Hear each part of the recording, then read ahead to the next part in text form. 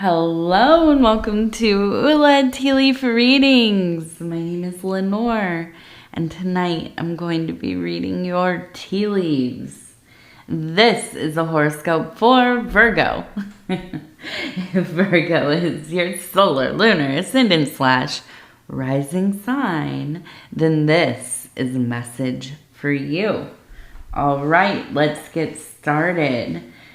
All right, Virgo. And so tonight, our card is the Four of Cups, which has everything to do with luxury. All right, let's go ahead and take a look and see what these tea leaves have to say. And so if you have not subscribed yet, please think about doing that. You can hit that little bell. It'll let you know when the next readings are coming out. It is free to subscribe. Okay. So immediately, I want to start right here. Also, yes, if you want to hit the like button or leave a comment, please do. I would love to hear from you, especially if you're new to the channel. Shout it out in the comments. Okay, so I want to start here. It looks like we have a person's head up here. Here is the body. Their arm is reaching out. Now we have a cup, right? But it's upside down. It's like they've poured it out. Now, if we look at this again, it kind of looks like the side profile of a face. You can see the eye. You can see the nose. You can see the chin. And the mouth would be like right in here. And so I'm looking at this. We also have the crescent moon, okay, right above the cup. And it feels to me, it feels like this relationship, this dynamic you have with somebody in your life. Maybe it's romantic, but maybe it's not. Maybe this is like a sibling. It feels like it could be something like a sibling, if it's not romantic, because it's somebody that you remain devoted to, even when they treat you. It's not, I was going to say contempt, but it's not contempt. It's kind of like they just don't respect your emotional well-being, right?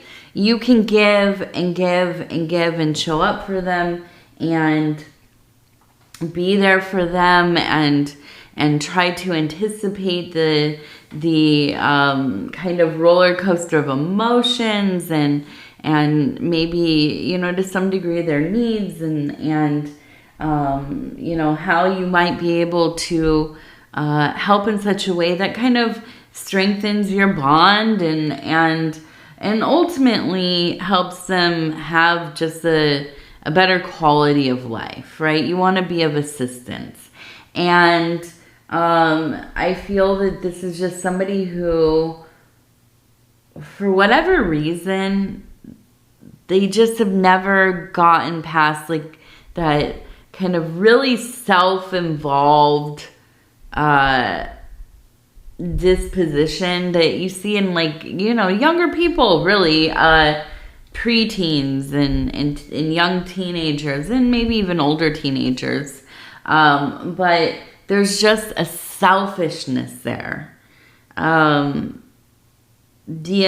inability to see beyond their own existence, right? Like everybody else is just kind of an extension of themselves, which, hey, listen, maybe on a mystical level, philosophical level, you know, maybe this is true to some degree, right? But I just feel like in this situation, it's not that they're very developed beings spiritually, and these are like kind of concepts they are exploring. I think that they just really are, you know, self-involved. Okay. This is difficult. I feel like you've put a lot of effort into this, you know, into this situation. I don't know if this is maybe like you know, you might have been the oldest kid in the family, right? And you just helped like raise your siblings. You took care of them, you babysat them, you know, whatever.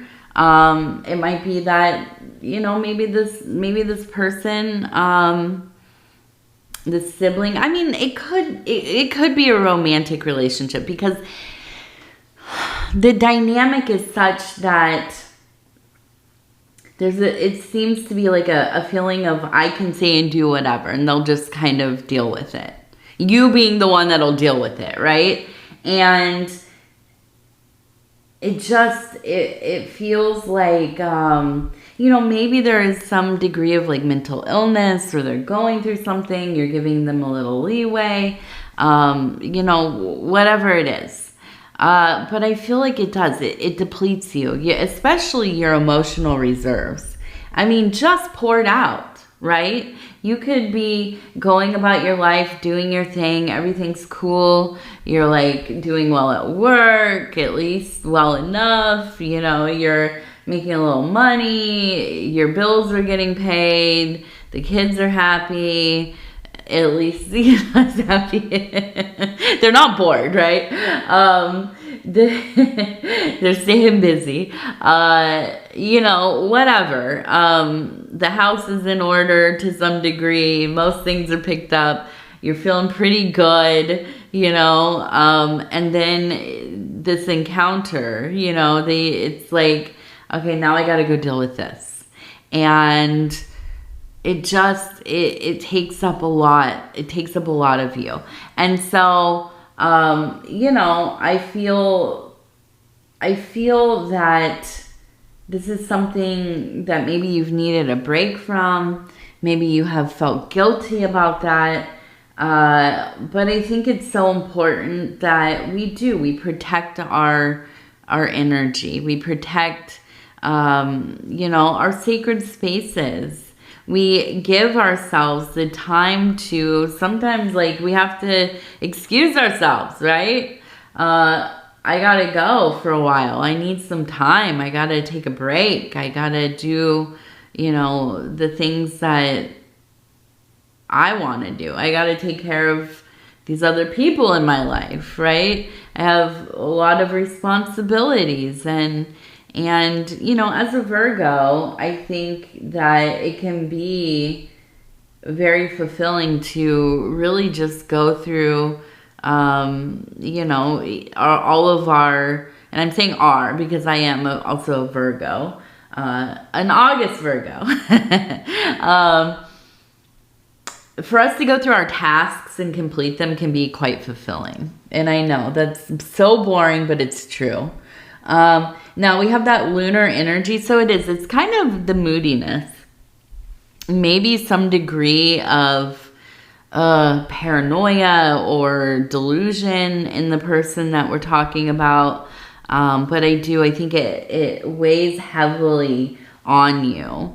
And you know, the thing I think that happens as well, Virgo, is that you can get around people like this and suddenly your mood really does shift, and you start to really internalize other people's energies, and you might even feel like they're your own.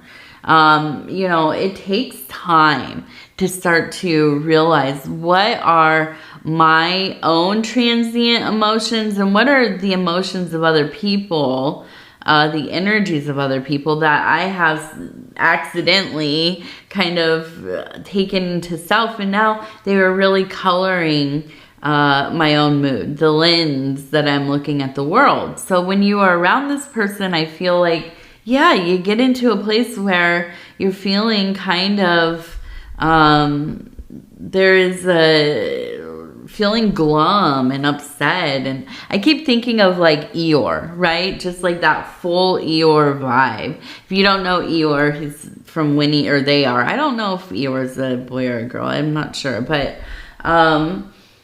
or does it matter? I don't know. I'm sure some of you will say, yes, I know. You bring up gender anywhere and I'll get the comments. I don't know why you think I'm somebody that's going to abide by rigid gender identities. And I'm sorry to laugh, but the comments make me, you got this lady wrong. Yeah. So anyways, I don't know, but it's from Winnie the Pooh, right? Go look up Eeyore. Kind of, you know, melancholy, kind of cynical, kind of pessimistic, maybe, kind of energy, right? And you get around somebody like that, and yeah, it affects you. It does. And sometimes it's like, why do I feel this way? Well, yeah, it's not. It's just you're catching these kind of roving emotions. They're being like, you know, released into the aether here, and you know, they're latching on to you. So a good time for taking a break, I think, ultimately, is what I'm seeing here. Taking a little bit of a break for yourself. Allowing yourself to have a reprieve. Okay, let's see.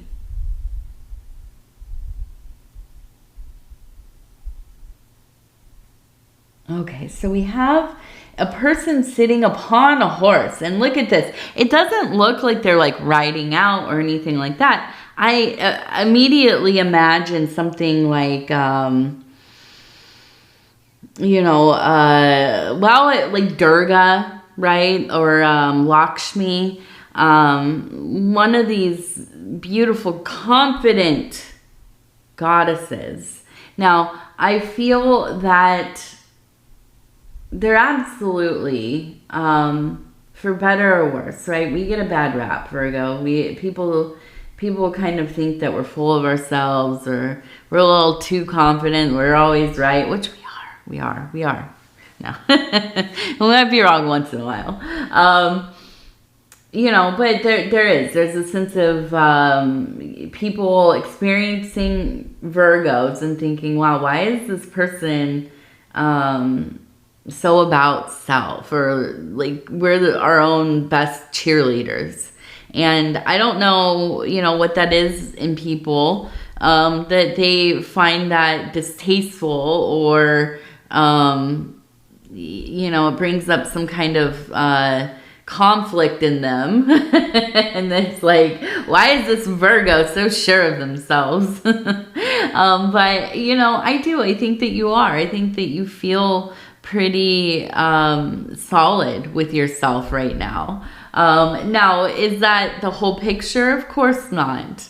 You know, the thing about Virgo people is that, you know, we can get kind of stuck in a mode of thinking or identifying, or, you know, part of our personality or an aspect of our persona, and we really go hard with it. But at the end of the day, I think beyond all of that, the veneer of things, definitely there is a deeper connection to that kind of authentic flow of being.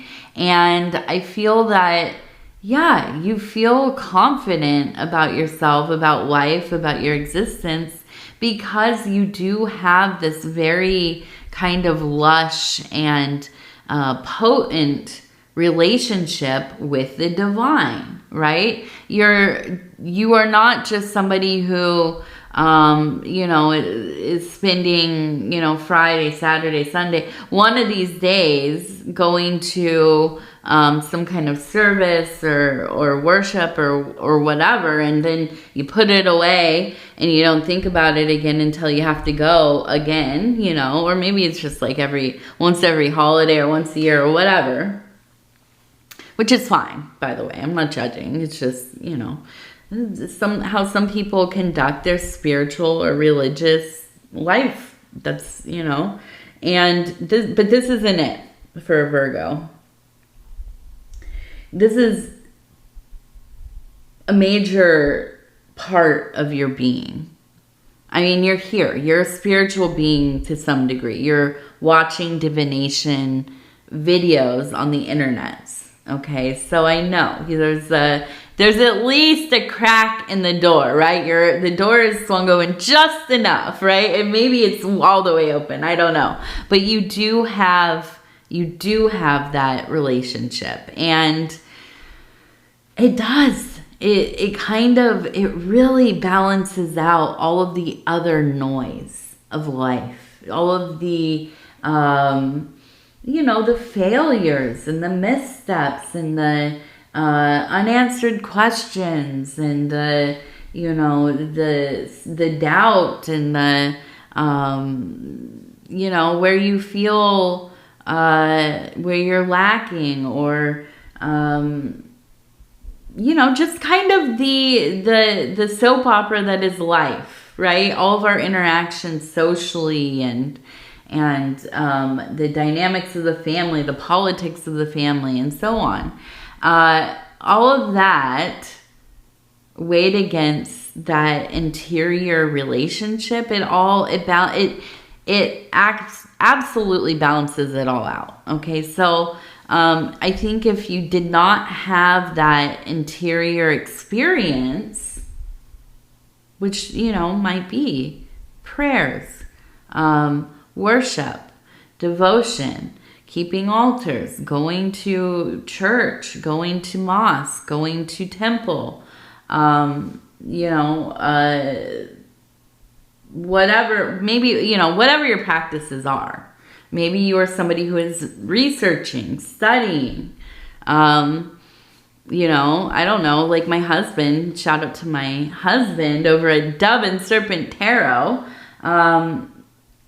Never so happy as when he is doing things like, he likes to translate holy books, and he did the Tao Te Ching, I think, a couple years. I'm trying to think, when was that? I feel like it was right after it was maybe the year after we had the baby.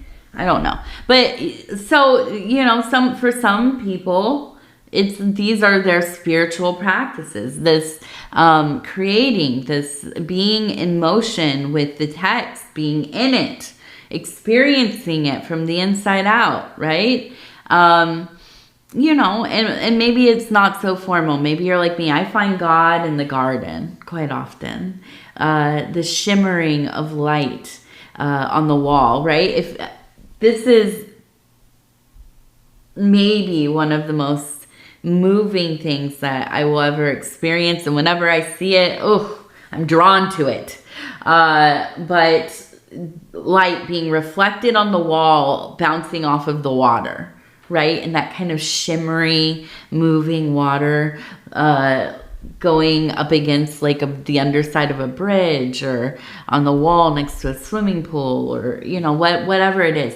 That will transport me. I could get lost in it. The other one for me, when you're near tall grass, right? I live on the plains, so a lot of open fields. That if they're not farmland, then they're open fields. And when the grass is tall and right around this time of the year, right? It's still kind of green and it's long, and the wind blows it, and you can see the waves of wind as the grass curls over, and the sound of it. And that's when I know I'm with God. That's when I know I'm with Goddess. That's when I know, there's so much. There's so much. It is infinite. and having those experiences will hopefully, right, will balance out all of the other stuff. Right? The lady in line that was behind you in line at the grocery store, she's, angry. There's not enough cashiers and just throwing your vibe off, the bill you forgot to pay. You get the email and you think, what the heck? I owe how much? And oh, I didn't pay it last month. Oh no, that kind of feeling. Whatever it is. I'm trying to think of things that just like totally, kind of get your day in a twist. But having that interior experience, that direct line to the divine, that is the thing. It balances it out, and here I see it, okay?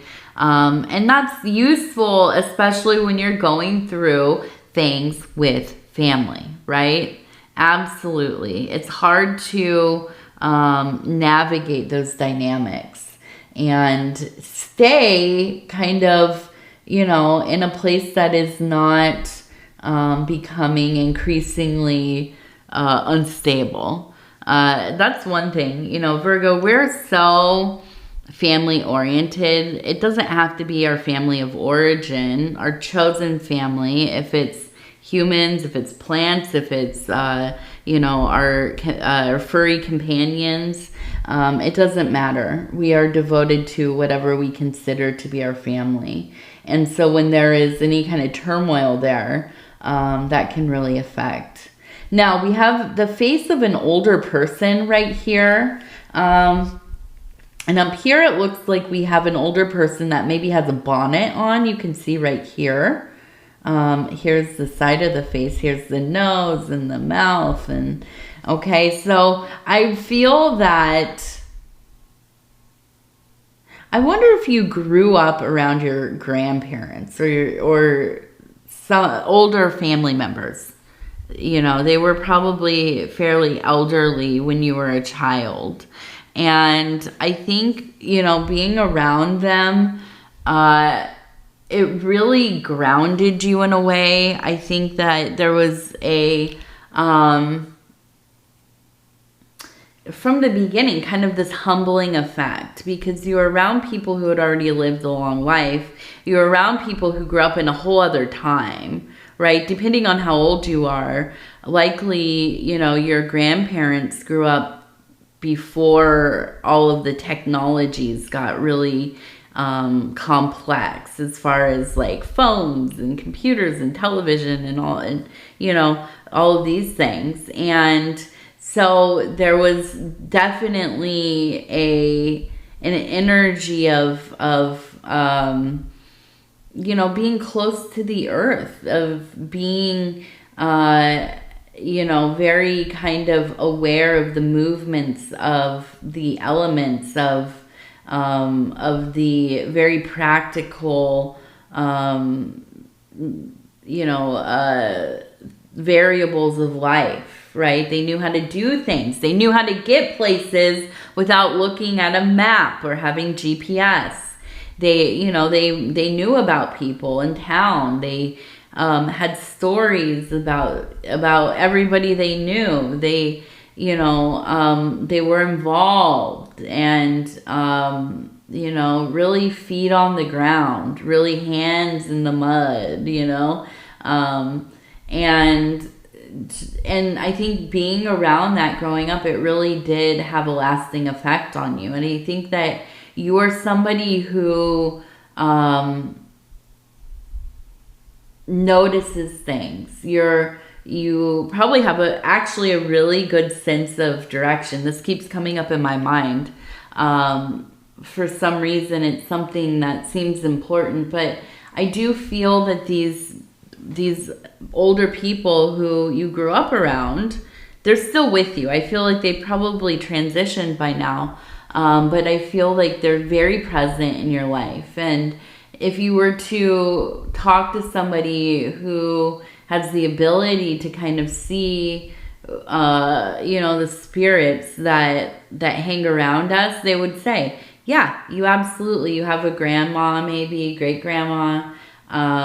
You have an older male person as well hanging around, and they look out for you. They absolutely do. And I think part of that is because you honor them.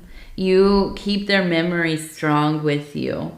Even after all of these years that they've been gone, you still think about them. You still talk about them.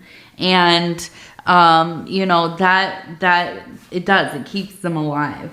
And so I feel that there's this real, there's a kindredness between you and them. And yeah, they're absolutely, I think you feel them in your home. You feel them in your daily life. And they do. They probably also kind of visit you in dreams and things. Now we have 21 as a number. Okay. And there's something about I owe you. Like somebody owes you for something. Maybe it's a favor, maybe it's some money, but I do feel like that is about to be returned pretty soon. And I'm seeing that right up here. I owe you, okay? So that will be happening soon. Good news, good news. Now we have, it looks like, a person with a dog. A bird in one hand and a dog. Like a bird perched in one hand up here. You can see right there. And then on this side we have a dog. Okay. Now I wonder if this is... Ooh, and we have a wolf. Okay. So we have kind of the werewolf here.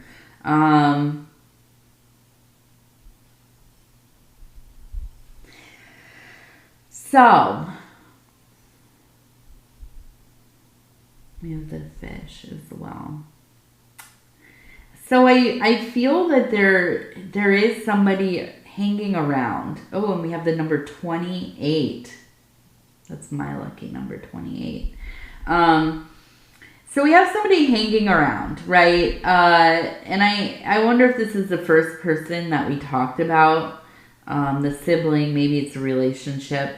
But I do feel like there's a sense of them being really open to asking you for things like money or resources or favors or whatever it is, right? And usually that's pretty okay, but I feel like there's something going on where it almost feels kind of sketchy, or at least like you know that they're not being upfront with you about what's going on.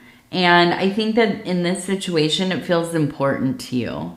I feel like usually you're probably somewhat like me. We are Virgos. If I give somebody money, right? If I borrow, I never borrow people money because I don't ever want that dynamic of like, I need my money back. But when I give somebody money is really what it comes down to. When I give somebody money, you know, which isn't often. I'm not balling. I've never been balling out like that. But, you know, here and there, a little bit of money. I don't care what it's for. It's none of my business. If you need money, I'm going to give it to you. I love you. It's usually family. But if it's like, you know, even somebody who is unhoused or you know, whatever, this kind of thing where whatever, I'm giving you a little bit of money or resources or however you want to describe it. I'm not going to ask. It's none of my business. It's for, you know, so I feel like you're pretty chill like that. But in this situation, I feel like there's a blatant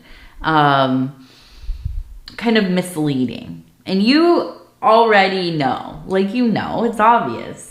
And I do feel like, and the reason that we have the wolf, that's the person, right? I feel like there's just something in them, compulsive, habitual, can lead them to anger when they don't get their way. Okay. But we also have the person with the dog, right? And so I feel like there's this part of yourself telling you, like, yeah, we have to protect ourselves from this situation. Disengage. Say, I'm sorry, I can't, whatever. This is not a good situation for you to get involved in. And with the bird, of course, that's the messaging. So I feel like there's a real distinct kind of energy coming from the divine saying, nope, don't do it. Don't get involved with this. This is not our situation to be involved with. The dog is the protector for you. And absolutely, I feel, you know, that this is kind of something where you're going to have to, you know, follow your intuition, ultimately. All right, so we're going to try a new deck of cards I just got yesterday, actually. And it is self-care affirmation cards. And these are from Purple Canyon. Okay, they're kind of different. I got a few different decks of these particular brand. And immediately, Paul, my husband over at Dove and Serpent Tarot, he took it. He's like, I want this deck. So, which we do. We share a lot of our affirmation and oracle cards and things. Now, our tarot cards, not always. Now, you have to have your own special decks for those. But yeah, we'll share our oracle cards. So I'm sure if you have not checked out his readings, go over to, and it is Dove and Serpent Tarot. Okay, go check out his readings. Here in a few days, I'm wondering if he's going to use the card. So something to look out for if you want to see those ones in too. I think he's using the empowerment cards. So anyways, these ones are the self-care affirmation cards. I'm going to flip through. We're going to stop where it feels right. Okay. And it says, Enchanted Encounter. I am surrounded by friends, family, animals, and nature. I connect with the world around me, and I am nurtured by these enchanted encounters. I am loved and accepted within my community. I am not alone. I am not alone. Yes, absolutely. Yeah, I like these ones. They're cool. I haven't read through, I only read maybe a couple of them. This is my first time reading that one, and I like it. I like that energy. I'm taking it in for myself as well. All right, Virgo, I'm going to go ahead and tell you I love you because I do, and I thank you so much for spending this time with me. It is always such an honor to be able to bring these messages to you. And if you would be so kind as to like the video, it really does help the channel. And if you have not subscribed yet, please think about doing that. You can hit that little bell. It'll let you know when the next readings are coming out. It is free to subscribe. And what else? If you'd like to leave a comment, please do. I read them all, especially if you're new to the channel. Shout it out in the comments. And so, yeah, I think that's it. It's Friday here. And I don't know. My days are... I can't tell the difference between days, honestly, besides when my daughter has her classes. But... I'm always happy for a Friday. It is. I don't know. Even though it doesn't really affect me that deeply, but you know, I'm excited. There are a lot of where I live here in the northern Midwest. It is now county fair season. I was like trying to think county carnival. No, it's county fairs. And I am such a sucker for county fairs. And just state fairs, anything in general that is like, you know, something along these lines. When I was a kid, I grew up going to the California State Fair a lot. I am from Sacramento, so that's where the state fair was held at Cal Expo, and I went every year, multiple times a year usually, and I loved it. it was always, I mean, it's such a huge ordeal, right? Going to a state fair. If you're from the United States, you know what I'm talking about. If you've been to your state fair, you know it's huge. But here, I avoid the state fair. Now I don't live in California, but it's, you know, it's a lot. It's busy, and I don't like super busy things anymore. So I don't go. I haven't been in I don't know, maybe like 10 years, 15 years. But I go to the county fairs. And so the county fairs are a lot smaller, but they're fun. And my favorite thing is to go and look at all the crafts and artwork and things that people bake, and like they do jams and preserves and you know, just all these. It's just very cool. It's very quaint. It's very cool. I see some of the most beautiful artworks, especially the quilting, and last year I saw some really gorgeous like doilies and embroidery and this kind of thing. So yeah, an exciting time of the summer. Also, you know, I'm a big sucker for a good funnel cone. Or is that what they're called? Funnel cone? No, funnel cake. Funnel cake. And those are really yummy. So anyways, I'm dreaming of it. And now it's Friday, so I'm gonna try to talk my husband into us maybe visiting the local county fair. So, but when this comes out, it'll be what? I think this is Sunday for Sunday. So hopefully by the time this reading comes out, I will have had at least a little bit of a funnel cake. All right. Enough about me. I thank you. I love you. We'll talk in a few days. Good night.